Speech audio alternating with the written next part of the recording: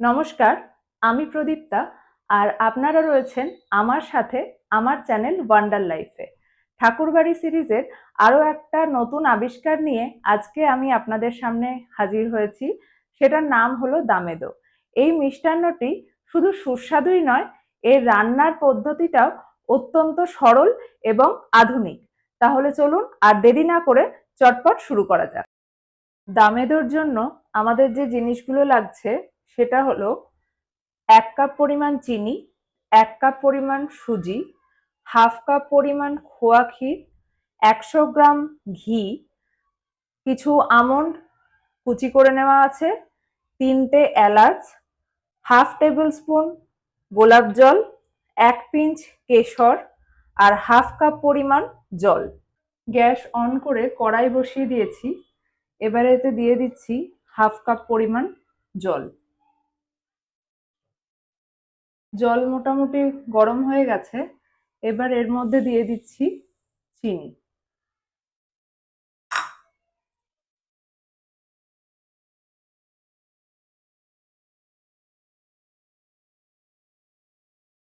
এই রসটা বেশ ঘন হবে, ওই জন্য যতটা আমরা চিনি নিয়েছি তার হাফ পরিমাণ জল নেওয়া হয়েছে।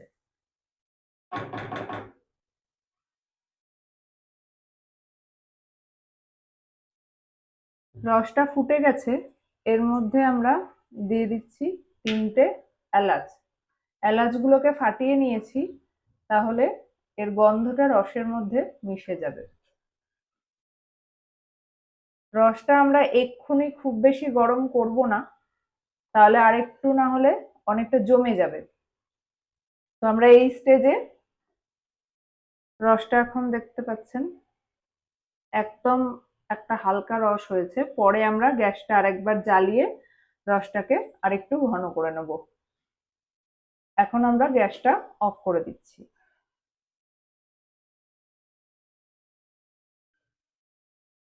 অন্যদিকে আরেকটা কড়াই বসিয়ে দিয়েছি। গ্যাস জ্বালিয়ে কড়াইটা একটু গরম হতে দিয়েছি। কড়াইটা একটু গরম হলে এরপরে এতে সুজি দিয়ে দেব। কড়াই থেকে একটা গরম ভাপ উঠছে, তো আমি এই টাইমে দিয়ে দিচ্ছি সুজিটা।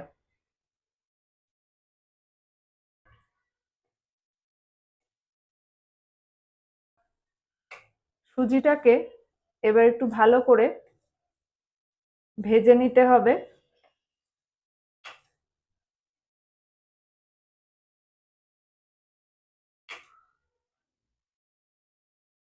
সুজি যদি কাঁচা অবস্থায় দেওয়া হয় তাহলে সেটা মুখে কিরকম একটা আটকে আটকে যায়, টেস্টটা ভালো লাগে না। সেই জন্য যখন সুজি দিয়ে কোনো মিষ্টি বানানো হয় তখন যদি সুজিটাকে শুকনো খোলায় একটু ভেজে নেওয়া যায় তাহলে সেটা খেতে খুব সুস্বাদু হয়। সুজিটা মোটামুটি লাল লাল হয়ে ভাজা ভাজা হয়ে এসছে। এই অবস্থায় আমরা গ্যাস বন্ধ করে সুজিটাকে ঢেলে নেব। সুজিটা আমরা ঢেলে নিয়েছি। দেখতে পাচ্ছেন এখানে সুজিটা কিরকম একটু দানা দানা হয়ে গেছে। এরপরে কড়াইতে দিয়ে দেব 100 গ্রাম ঘি। ঘিটা একটু গরম হয়েছে। এরপরেতে দিয়ে দিচ্ছি কেটে রাখা আমন্ডগুলো।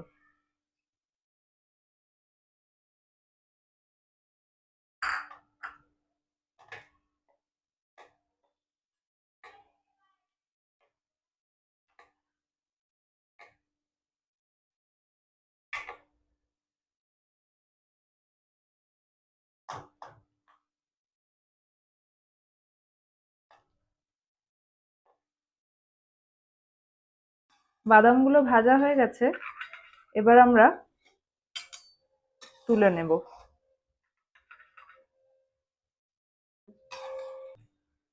এরপরে ঘিয়ের মধ্যে দিয়ে দেব কুচো করে রাখা খোয়া ক্ষীরটা,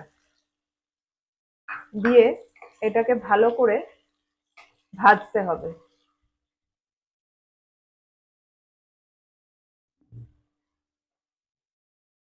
এই সময়ে গ্যাসের আঁচ সব সময় লো ফ্লেমে রাখতে হবে, মিডিয়াম টু লো, যেন হাই ফ্লেম কখনোই না হয়।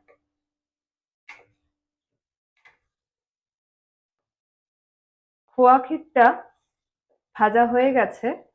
এরপরে এর মধ্যে দিয়ে দেব আগে থেকে ভেজে রাখা সুজিটা। এরপরে এটাকে একইভাবে কনস্ট্যান্টলি নেড়ে যেতে হবে।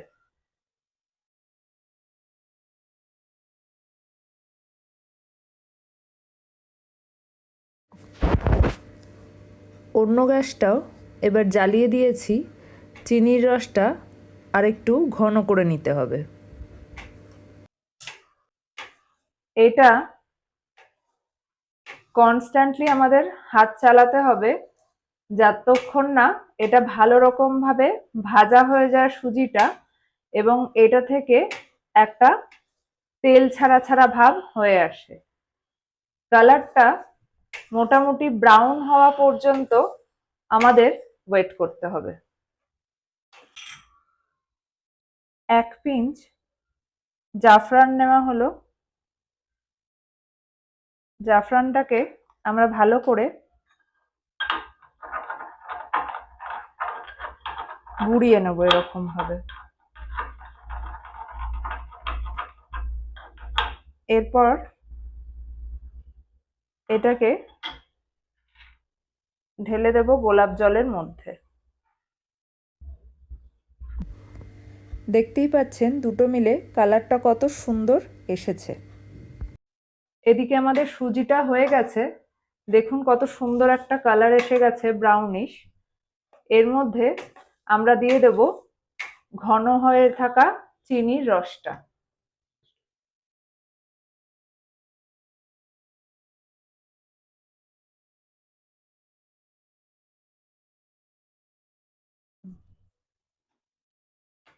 এবারে দিয়ে দেব বাকি জাফরান জলটা, জাফরান আর গোলাপ জল মেশানো জলটা।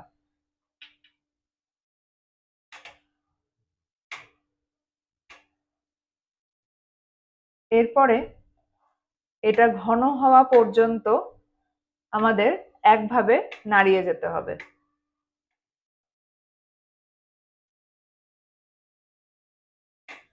বেশ ঘন হয়ে এসেছে।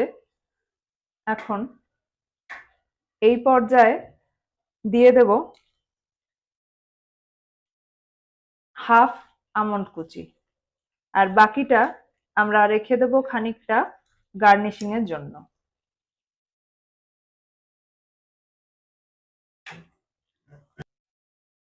মিক্সচারটা প্রপারলি ঘন হয়ে গেছে। এই পর্যায়ে আমরা গ্যাস বন্ধ করে দেব এবং ওয়েট করব একটু ঠান্ডা হওয়ার জন্য।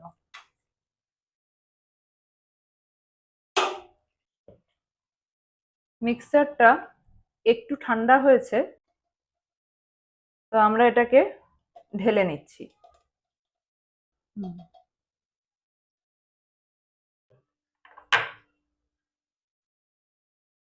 আমরা এইভাবে এটাকে একটু সমান করে নেব, আর ওপর থেকে গার্নিশিং এর জন্য ছড়িয়ে দেব ভাজা আমন্ডগুলো।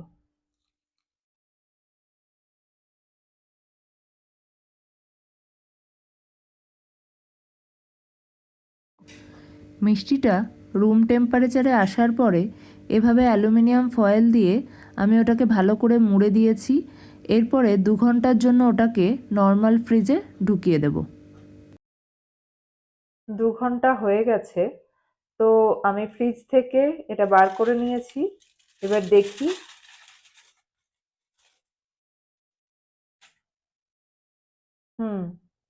মোটামুটি ভালো রকমই বসে গেছে। এবার আমরা এটাতে কাট বসিয়ে দেব।